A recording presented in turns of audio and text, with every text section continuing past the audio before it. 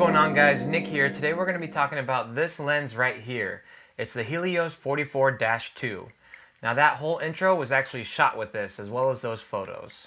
Now you might be asking yourself, what is a Helios lens?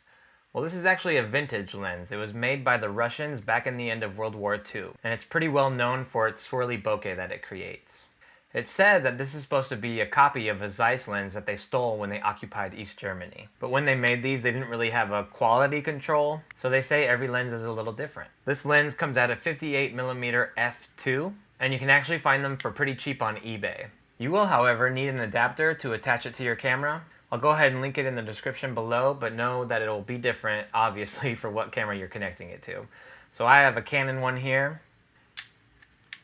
It attaches to the lens like this, and then you just snap it into the camera like usual. I had seen sample images of this lens before, but it wasn't only until recent where I became interested in it. A videographer that I worked with said that they used it and that they loved the lens and that I definitely had to add it to my collection.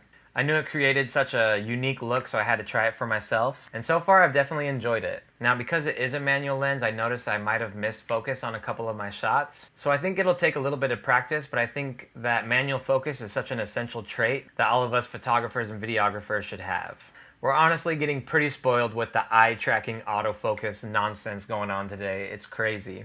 Now, I also noticed with this lens that you get way more of that swirly bokeh effect when you're shooting on a full frame. Looking back at some of these photos, you can definitely see it in the background. Especially when you look back at these photos and you see the light coming through the trees above, whereas the video clips like this one is a little harder to see. I noticed that when I first used the lens, so I wanted to confirm that by taking a couple random shots in my backyard. Here's a photo taken, and you can see the bokeh in the back. And then here's just removing that leaf, and you can see what the bokeh looks like in the tree. And then here's the video with the lens. And this video was taken on my Canon 80D, which is a crop sensor, so that swirly bokeh effect doesn't really seem as strong there. Now, even though this is a vintage lens, it is actually really easy to find, and it's also reasonably cheap. I got this on eBay for about 55 bucks, and the adapter for about 15.